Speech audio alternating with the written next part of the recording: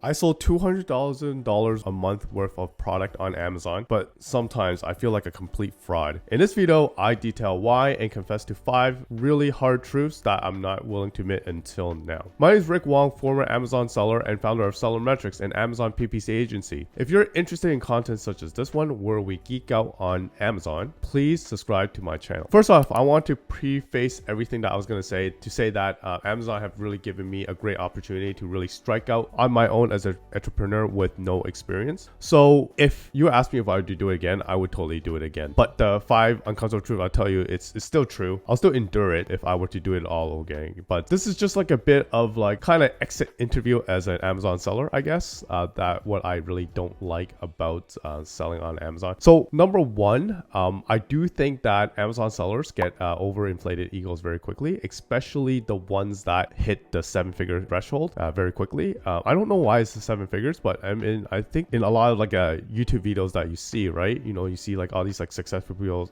hitting 7 figures. So I guess like that's a benchmark. The thinking is that if you hit 7 figures, you made it, but that is really not the case. I mean, getting to that figure on Amazon, I do not think it's that difficult. And I think a lot of Amazon sellers make the mistake, I think me included, that at a certain point you reach 7 figures, you have an overinflated sense of self, and you think the way that you do things, the way that you manage, the way that you manage the business, the way that you structure a business is the best thing going. At that point, you are not really open to like different opinions, different way of doing things. That is my uncomfortable truth number 1. Quick overinflated egos due to the fact that you can scale very quickly on Amazon. Number 2, I just want to say that I met a lot of good people in the Amazon selling community, but I do notice that in the beginning when I go to the Amazon selling community, the vibe is not that fun, I guess.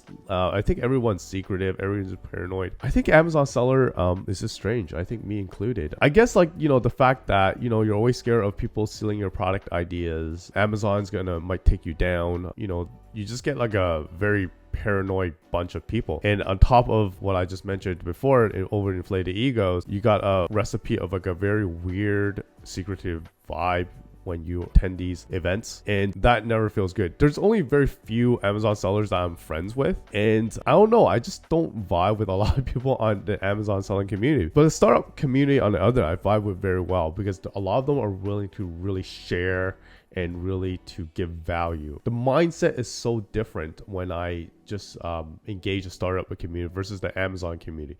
Startup community thinks that, you know, the more you share, the pie will get bigger. Amazon selling community, I think they think that, you know, the more you share, the pie will shrink. So it's a really different mindset when you kind of transverse between the two communities.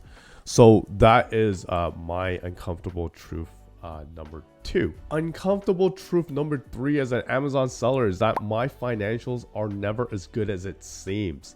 Yes, I was making $200K a month in sales, but I'm going to show you my P&L. You can see my P&L from one of the months in like 2019. So you can see like my number of sales and my number of net profit. So I wouldn't even say net profit. This is like gross profit from my Amazon sales. So this is before I pay rent, office, employee salary, my salaries. So if you imagine all the costs that attributed to this business, my margins is actually pretty low. So if you're lucky, you could get like maybe like 20%, 15% from the actual Amazon business doable. You know, with all the FBA fees and everything, especially the fees going up, the ad costs, you could be stuck with very small margin. And not only that, you know, if you grow very quickly, you could run out of cash very quickly and you need to go and borrow. So for me, even though I made a lot of sales, my bank account were perpetually like 0 or in a negative, because I would actually have to go out and borrow for the shortfall. My business like kept growing, right? To keep up with the sales, I always need to make a bigger inventory purchase every single time. So you can see on the next spreadsheet, I'm gonna show you my cash forecast, my liquidity forecast, and you can see like my forecast here. The line in 82, right? You can see my cash shortfall. So this is when I hit my shortfall, I would need to go out to different financial institutions to like borrow the money, right? You can see like my cash coming in, but it's not enough to cover my shortfall to make a timely purchase on a given time. So you can see like even like at some point I have like a shortfall, and the shortfall I need to like borrow and to be used to kind of make for like large inventory purchases. And I would be in perpetual debt, even though I am making a lot of sales. And yeah, in terms of accounting, I am making profit, but in terms of cash flow, I'm always almost in the negative, right? If I'm like a growing, healthy Amazon business. So this is actually what a healthy Amazon business is. You are always needing cash. It's a cash eating machine, right? Yeah, it could keep giving you profits, but it's a cash eating machine. And that kind of weighs on you as time goes on. Uncomfortable truth number 4, you are not really building a real business. So it really dawned on me when I was in a mastermind with other 7-figure business owners. And I'm only a business owner that really don't need to think about simple but business fundamentals such as like business development, sales, and stuff like that. So in this mastermind, a lot of these like entrepreneurs would like talk about subjects such as that. And here I am, like not really thinking about that. That's because I'm not really building a real business. Amazon drives you all the customers, so you don't really need to do any of that. All you have to care about is like hacking your way to get visibility on the Amazon search results. So a lot of stuff that you learn as a successful Amazon seller does not really port well on your next business adventure. Like, let's just say you want to build an agency, or let's just say you want to create like a SaaS company, right? It's a totally different type of business. So I do feel like, yeah, you do learn something, but at the end of the day, you should not fool yourself that your Amazon FBA business is actually a real business in terms of like what you're doing, because it's not.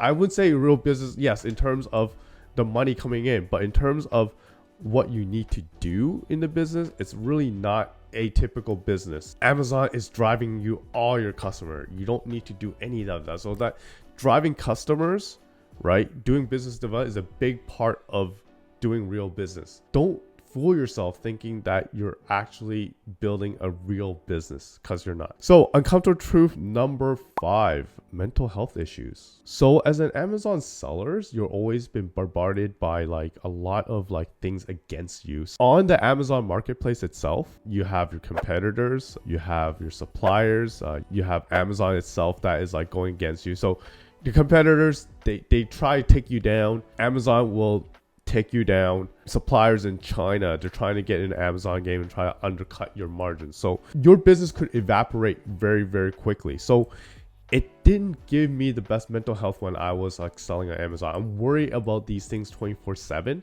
and I would check my sales every single minute to check, is there anything wrong with my business? So this is very unhealthy. I remember going on dates every single minute. I would like check on the Amazon seller app to see whether my sales is on target, and it's so unhealthy. Gave me a very nervous mindset, and especially in Q4, where I would have to make like a large inventory purchase, so large that it's like maybe like a couple of times my like personal net worth, because I have to go out and borrow. So during this time, right, when it's like being shipped from the supplier to the Amazon FBA, basically I have so much on the line on a cargo container that I never touch.